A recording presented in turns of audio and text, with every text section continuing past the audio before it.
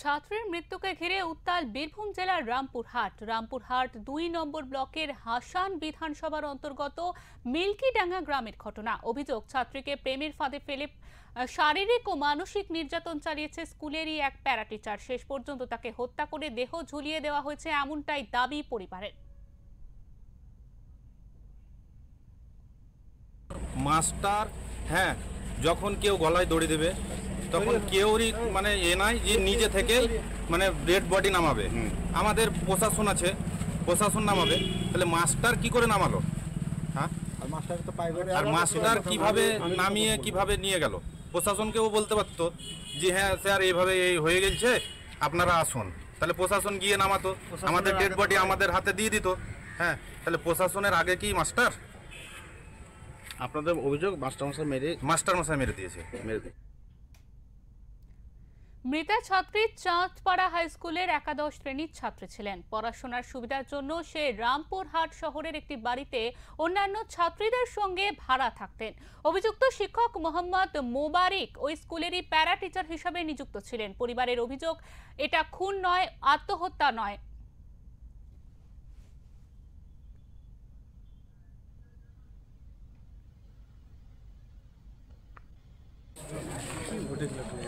আমি দুটোর সময় এসেছি, তো আমি বাড়িতে এলাম, তো কেউ নেই।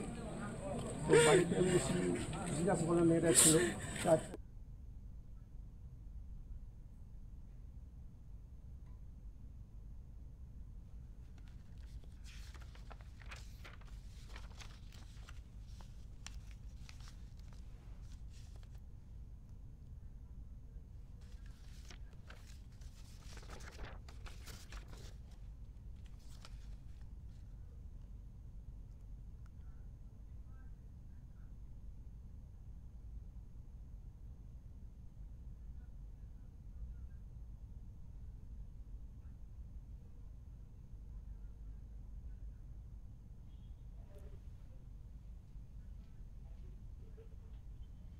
আমাদের সঙ্গে ইতিমধ্যে টেলিফোন লাইনে রয়েছেন আমাদের প্রতিনিধি প্রীতম দাস। প্রীতম, আমরা জানতে পারছি ইতিমধ্যে রামপুরহাটে একাদশ শ্রেণীর একটি ছাত্রীকে খুন করা হয়েছে এবং অনেকেই মনে করছেন যে ধর্ষণ করে খুন করেছে তারই এক শিক্ষক।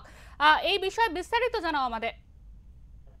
দেখো শিল্পা, প্রথমে বলে রাখি যে যে ছাত্রী, তার সাথে তার শিক্ষকের কিন্তু প্রেমের একটা সম্পর্ক ছিল বলে আমরা যেটা জানতে পারছি। গতকালকে দুপুর 12টা নাগাদ সে রামপুরহাটের একটি বাড়িতে সে ভাড়া থাকতো পড়াশোনার জন্য। সেখানে তার মাস্টার মশাই সেখানে তাকে দেখা করতে আসে এবং সেখানেই তাদের দুজনের মধ্যে একটা ঝামেলা সৃষ্টি হয় এবং তারপরে তাদের যে স্থানীয় ছাত্রীরা দেখতে পায় যে এই ছাত্রীটি গলায় কিন্তু ওড়না দিয়ে বাথরুমের মধ্যে ফাঁস লাগিয়ে আছে। তখনই তার তড়িঘড়ি তার বাড়ির পরিবারের লোকজনকে খবর দেওয়া হয়। পরিবারের লোক কিন্তু ঘটনাস্থলে আসে। তখনই দেখতে পায় যে সেই শিক্ষকটি সেই বাড়ি থেকে কিন্তু বেরিয়ে যাচ্ছে। তারপরে রামপুরহাট থানায় তার বাবা অভিযোগ করার ভিত্তিতে রামপুরহাট থানার পুলিশ কিন্তু ইতিমধ্যেই সেই শিক্ষককে গ্রেফতার করেছে। শিল্পা, একদমই প্রীতম, তোমাকে অনেক ধন্যবাদ।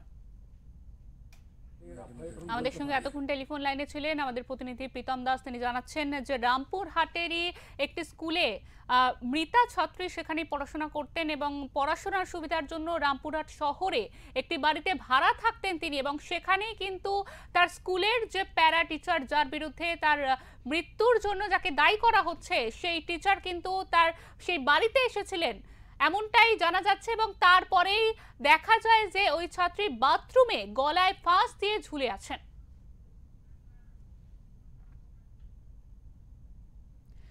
মেয়ের মামা জানান ওর সঙ্গে প্রেমের নাটক করেছিল মাস্টার।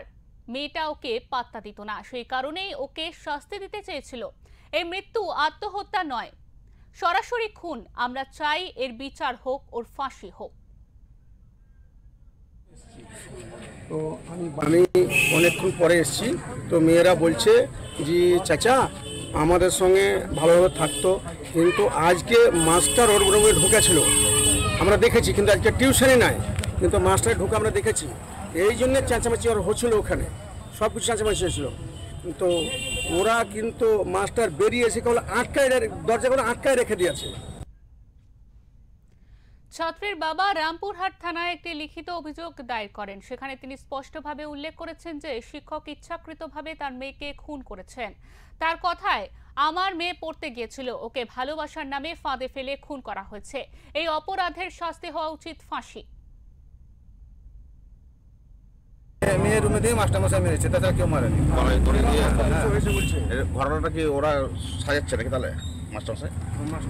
মাস্টারমশাই এখন নিজে বাঁচানোর জন্য সাজাচ্ছে ঘটনাটা, কিন্তু মাস্টারমশাই মেরেছে। আর আমাদের প্রশ্ন guarantee। হচ্ছে, আপনার বাড়ি কোথায়? আমার বাড়ি মিল্কিডাঙ্গা। আর মেয়েটা থাকতো কোথায়? মেয়েটা তো রামপুরহাটে, কোন জায়গায়? ভারসালায়। মার্শাল মেসে ভাড়া থাকতো? মেসে ভাড়া থেকে কয়জন থাকতো? আমার মেয়ে থাকতো, আর একটা বান্ধবী বনি, আরও দু একজন থাকতো। আজকে কিন্তু আমার মেয়ের রুম একটাই থাকতো।